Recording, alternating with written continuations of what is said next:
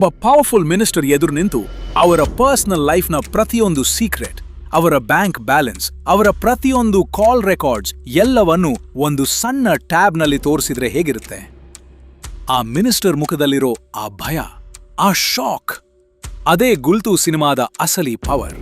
ಅಲ್ಲಿ ಯಾವುದೇ ಮಚ್ಚುಲಾಂಗ್ ಇಲ್ಲ, ಗನ್ ಇಲ್ಲ, ಆದ್ರೆ ಇಡೀ ಸಿಸ್ಟಮ್ನೇ ಹ್ಯಾಕ್ ಮಾಡಿ ಪ್ರತಿಯೊಬ್ಬ ಕನ್ನಡಿಗನ ಡೇಟಾನ ತನ್ನ ಕಂಟ್ರೋಲ್ಗೆ ತಗೊಂಡು ಅಕ್ಷರಶಃ ಸಿಸ್ಟಮ್ನೇ ಗುಲ್ಟು ಮಾಡೋ ಆ ಸೀನ್ ಇದೆಯಲ್ಲ, ಅದು ಇವತ್ತಿನ ಡಿಜಿಟಲ್ ಯುಗದ ಅತಿ ದೊಡ್ಡ ಭಯಾನಕ ಸತ್ಯ. ಈ ಸಿನಿಮಾದ ನಿಜವಾದ ಹೀರೋ ಅಲೋಕ್ ಅಥವಾ ನವೀನ್ ಅಲ್ಲ, ಅದು ಡೇಟಾ.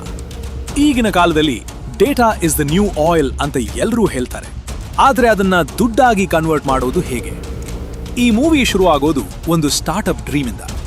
ನಮ್ಮ ಹೀರೋಗೆ ಒಂದು ವಿಷಯ ಗೊತ್ತು, ಈಗಿರೋ ಮಾರ್ಕೆಟ್ನಲ್ಲಿ ಬರೀ ಹಾರ್ಡ್ ವರ್ಕ್ ಇದ್ರೆ ಸಾಲದು, ನಮಗೆ ಇನ್ಫಾರ್ಮೇಶನ್ ಲೆವರೇಜ್ ಇರಬೇಕು. ಯಾರ ಹತ್ತಿರ ಜಾಸ್ತಿ ಡೇಟಾ ಇರುತ್ತೋ ಅವರೇ ಈ ಕಾಲದ ನಿಜವಾದ ರಾಜರು. ಸಿಸ್ಟಮ್ ಹ್ಯಾಕ್ ಮಾಡೋ ಹುಚ್ಚು ಇದಲ್ಲಲ್ಲ, ಸಿಸ್ಟಮ್ ಅನ್ನೇ ಓನ್ ಮಾಡೋ ಬಿಸ್ನೆಸ್ ಮೈಂಡ್ ಇಲ್ಲಿ ಕೆಲಸ ಮಾಡ್ತದೆ.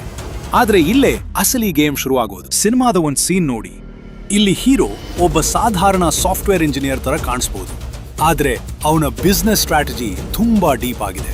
ಅವನು ಮಾರ್ಕೆಟ್ನಲ್ಲಿ ಇರೋ ಗ್ಯಾಪ್ಸ್ ಹುಡುಕ್ತಾನೆ. ಯಾವುದೇ ಬಿಸ್ನೆಸ್ ಶುರು ಮಾಡಬೇಕಾದ್ರೆ ಪ್ರಾಬ್ಲಮ್ ಸಾಲ್ವಿಂಗ್ ತುಂಬಾ ಮುಖ್ಯ. ಈ ಸಿನಿಮಾದಲ್ಲಿ ಅವರು ಐಡೆಂಟಿಫೈ ಮಾಡಿದ ಪ್ರಾಬ್ಲಮ್ ಪ್ರೈವಸಿ. ಜನರಿಗೆ ತಮ್ಮ ಡೇಟಾ ಸೇಫ್ ಆಗಿದೆ ಅನ್ನೋ ನಂಬಿಕೆ ಇರುತ್ತೆ, ಆದ್ರೆ ಅದು ಸುಳ್ಳು. ಈ ನಾಲೆಡ್ಜ್ ಅನ್ನೇ ಅವನು ಒಂದು ಬಿಸ್ನೆಸ್ ಆಪರ್ಚುನಿಟಿ ಆಗಿ ಕನ್ವರ್ಟ್ ಮಾಡ್ತಾನೆ.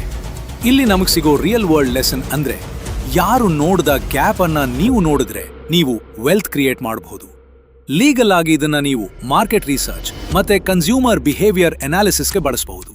ಕಸ್ಟಮರ್ಗೆ ಏನು ಬೇಕು ಅಂತ ಅವರಿಗಿಂತ ಮುಂಚೆ ನಿಮಗೆ ಗೊತ್ತಿದ್ರೆ ನೀವು ಪ್ರೀಮಿಯಂ ಚಾರ್ಜ್ ಮಾಡಬಹುದು. ಆದ್ರೆ ಇಲ್ಲಿಂದ ವಿಷಯ ಡೇಂಜರಸ್ ಆಗುತ್ತೆ. ಅಸಲಿ ಮ್ಯಾನಿಪುಲೇಷನ್ ಶುರು ಆಗೋದು ಇಲ್ಲಿಂದಲೇ. ಸಿನಿಮಾದಲ್ಲಿ ಒಂದು ಪವರ್ಫುಲ್ ಸೀನ್ ಇದೆ. ಡೇಟಾ ಬಳಸಿ ಹೇಗೆ ಎಲೆಕ್ಷನ್ಸ್ ಅಥವಾ ದೊಡ್ಡ ಕಾರ್ಪೊರೇಟ್ ಡಿಸಿಷನ್ಸ್ ಚೇಂಜ್ ಮಾಡಬಹುದು ಅಂತ ತೋರಿಸ್ತಾರೆ. ಇದು ಬರೀ ಮ್ಯಾನಿಪುಲೇಷನ್ ಅಲ್ಲ, ಇದನ್ನ ಇನ್ಫಾರ್ಮೇಶನ್ ಎಸಿಮೆಟ್ರಿ ಅಂತಾರೆ. ಅಂದ್ರೆ ನಿಮಗಿರೋ ವಿಷಯ ಬೇರೆಯವರಿಗೆ ಗೊತ್ತಿಲ್ಲ, ಅದನ್ನ ಯೂಸ್ ಮಾಡಿ ನೀವು ಅವರ ನಿರ್ಧಾರಗಳನ್ನ ಕಂಟ್ರೋಲ್ ಮಾಡ್ತಿದ್ದೀರಾ. ಬಿಸ್ನೆಸ್ ವರ್ಲ್ಡ್ ನಲ್ಲಿ ಇದು ತುಂಬಾ ಕಾಮನ್.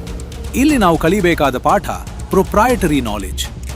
ನಿಮ್ಮದೇ ಆದ ಒಂದು ಯುನೀಕ್ ಪ್ರೋಸೆಸ್ ಅಥವಾ ಸಾಫ್ಟ್ವೇರ್ ಇದ್ರೆ ಅದೇ ನಿಮ್ಮ ದೊಡ್ಡ ಆಸೆಟ್.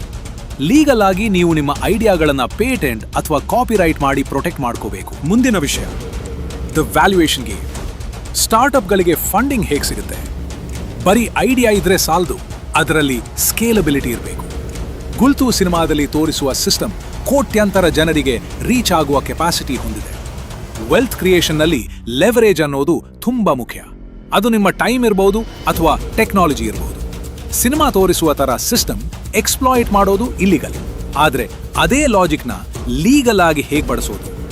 ನಿಮ್ಮ ಬಿಸ್ನೆಸ್ ಅನ್ನ ಸ್ಕೇಲ್ ಮಾಡಿ, ಆಟೋಮೇಷನ್ ಯೂಸ್ ಮಾಡಿ, ನೀವು ಮಲಗಿದ್ದಾಗ್ಲೂ ನಿಮಗೆ ದುಡ್ಡು ಮಾಡಿಕೊಡುವ ಪ್ರಾಡಕ್ಟ್ ಕ್ರಿಯೇಟ್ ಮಾಡೋದೇ ಟೆಕ್ನಾಲಜಿಯ ದೊಡ್ಡ ಪವರ್. ಇದನ್ನೇ ನಾವು ಪ್ಯಾಸಿವ್ ಇನ್ಕಮ್ ಅಂತೀವಿ. ಪವರ್ ಮೂವ್ಸ್ ಅಂದ್ರೆ ಬರೀ ಫಿಸಿಕಲ್ ಸ್ಟ್ರೆಂತ್ ಅಲ್ಲ, ಅದು ನೆಟ್ವರ್ಕ್ ಇಫೆಕ್ಟ್ಸ್.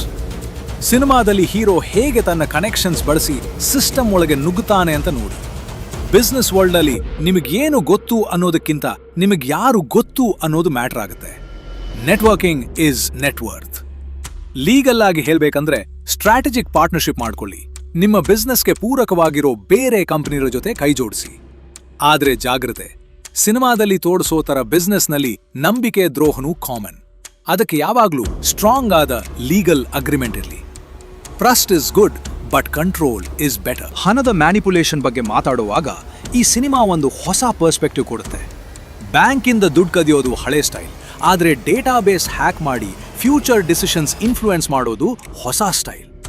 ವೆಲ್ತ್ ಬಿಲ್ಡ್ ಮಾಡುವಾಗ ಮಿಸ್ಟೇಕ್ಸ್ ಮಾಡೋದು ಸಹಜ, ಆದ್ರೆ ಸೆಕ್ಯೂರಿಟಿನ ನೆಗ್ಲೆಕ್ಟ್ ಮಾಡೋದು ಬಿಗ್ಗೆಸ್ಟ್ ಮಿಸ್ಟೇಕ್.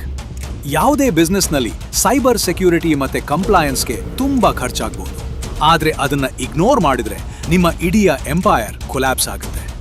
ನೀವು ಬೆಳೆಯುವಾಗ ನಿಮ್ಮ ಆಸೆಟ್ಸ್ ಅನ್ನ ಸೇಫ್ ಆಗಿಡೋದು ಅಷ್ಟೇ ಇಂಪಾರ್ಟೆಂಟ್. ಫೈನಲ್ ಆಗಿ ಈ ಗೇಮ್ನಲ್ಲಿ ಯಾರು ಗೆಲ್ಲೋದು? ಯಾರು ಸಿಸ್ಟಮ್ಗಿಂತ ಒಂದು ಹೆಜ್ಜೆ ಮುಂದೆ ಇರ್ತಾರೋ ಅವರೇ ವಿನ್ನರ್. ಗುಲ್ತು ಸಿನಿಮಾ ನಮಗೆ ಕೆಲವು ಕಹಿ ಸತ್ಯಗಳನ್ನ ರಿವೀಲ್ ಮಾಡುತ್ತೆ. ವೆಲ್ತ್ ಅಂದ್ರೆ ಬರೀ ದುಡ್ಡಿರೋದಲ್ಲ, ಅದು ಇನ್ಫಾರ್ಮೇಶನ್ ಆಕ್ಸೆಸ್ ಮಾಡೋ ಪವರ್. ಆದ್ರೆ ಇಲ್ಲಿ ಒಂದು ಟ್ವಿಸ್ಟ್ ಇದೆ. ಇನ್ಫಾರ್ಮೇಶನ್ ಅನ್ನೋದು ಡಬಲ್ ಎಡ್ಜ್ ಸ್ವರ್ಡ್ ಇದ್ದಂತೆ. ಸರಿಯಾಗಿ ಬಳಸಿದ್ರೆ ನೀವು ಕಿಂಗ್, ತಪ್ಪಾಗಿ ಬಳಸಿದ್ರೆ ನೀವು ಟಾರ್ಗೆಟ್. ಬಿಸ್ನೆಸ್ ಸ್ಟ್ರಾಟಜಿಯಲ್ಲಿ ಎಥಿಕ್ಸ್ ತುಂಬಾ ಮುಖ್ಯ.